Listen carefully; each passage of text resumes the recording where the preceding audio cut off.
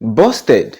Obasanjo shocks Tinubu and African leaders. See what he exposed about Africa that raises serious concern.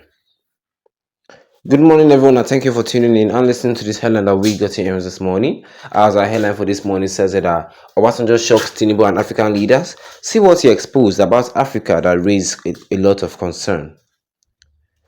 Well, former President Olusegun Obasanjo has pointed to corruption as fiscal irresponsibility as significant contributors to the growing debt burden faced by many African nations. According to Obasanjo, while some debt is inevitable, much of it is the result of reckless financial decisions and corrupt practices that has been allowed to fester in the continent's political landscape. Obasanjo made the remarks during a session with Future Africa Leaders Foundation, an organization focused on empowering young people across the continent.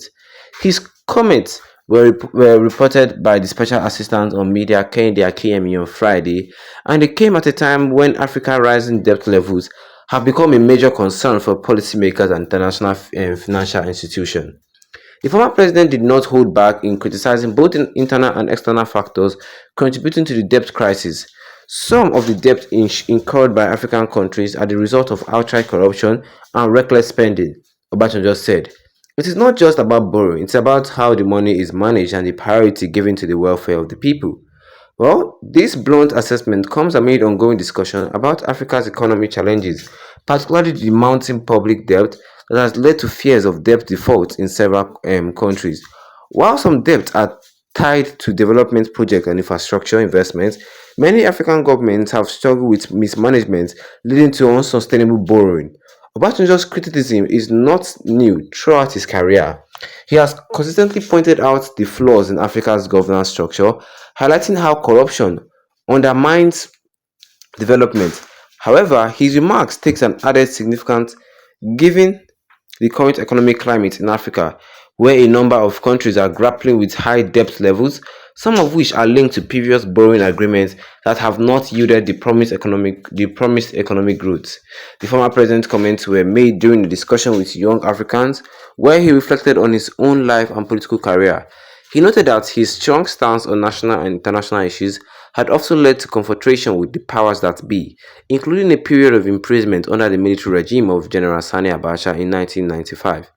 Recalling his time in prison, Obasanjo explained that his refusal to remain silent on matters of international interest was a key factor in his detention.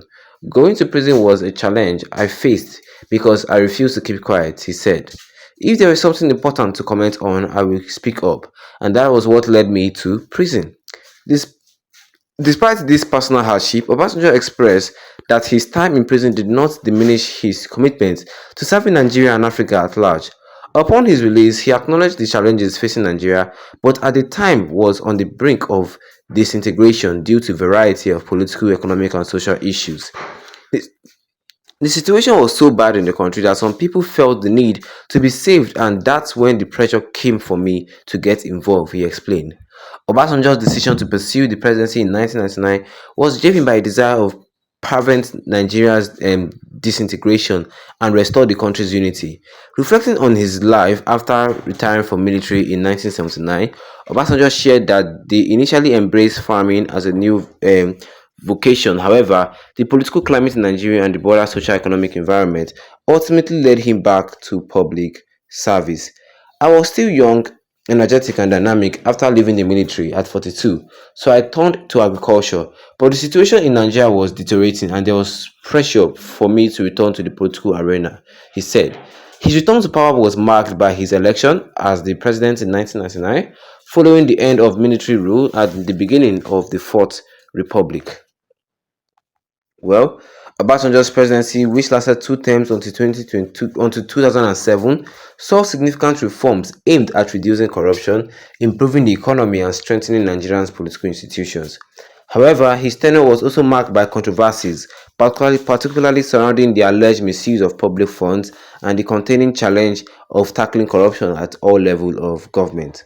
While the current state of African debt underscores many of the issues Obasanjo raised during his speech, while debt remains an important tool for financial development, experts argue that it should be handled responsibly and transparently.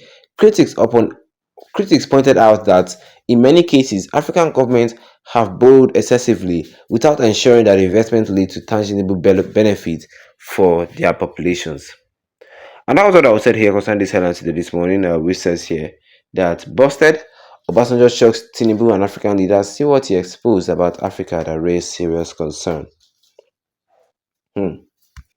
And well, of course, yes, of course, you had it for me this morning. And if you're not a subscriber, the best you can do right here, right now, is to tap that subscribe button with the notification bell. So that anytime I have any new video, you'll be the first to get notified about it ASAP. Well, concerning what Obasanjo just said here, it says that African leaders, or let's say the continent entirely, is in debt. Yes, Africa is the poorest continent in Africa. If you're telling me why is Africa poor, I would say that it's because of we were developing late. That's what I would say. Yes, we developed late. Well, former President Olusegun Obasanjo pointed to corruption and fiscal irresponsibility as a big contribution to the growing debt burden faced by many African nations, which is true. A lot of African leaders, especially the one we are in Nigeria, all of them are corrupt. And the massive corruption is not making the country boom, it's not making the country grow. The corruption in the land is too much. Too much. That is what is making a lot of African countries so poor that to the extent that they can't even cater for themselves anymore. Yeah. Even not just African countries, a lot of countries outside Africa, like South American countries, but mostly in Africa. The corruption here is too much. And I see what Obasanjo was saying. I see it as reasonable. Although some people do not see what Obasanjo said as reasonable. People were blaming him that even when you were president of Nigeria, was Nigeria good? You were also corrupt. You stole money. You did this. You did that. People were also blaming Obasanjo from different angles. Yes, they blaming him for from different angles, saying that he also borrowed money. He also stole from Nigeria, and now he's criticizing the current administration of their corruption. That is why Nigeria is bad.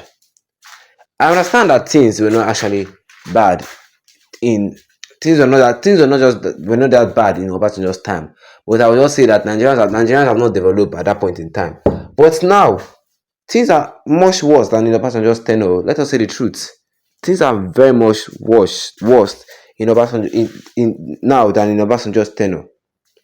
Well, I really hope that this advice that Obasanjo give the African leaders, they should run away from corruption. This advice, maybe they will listen to it and they will apply it because Nigeria needs it the most.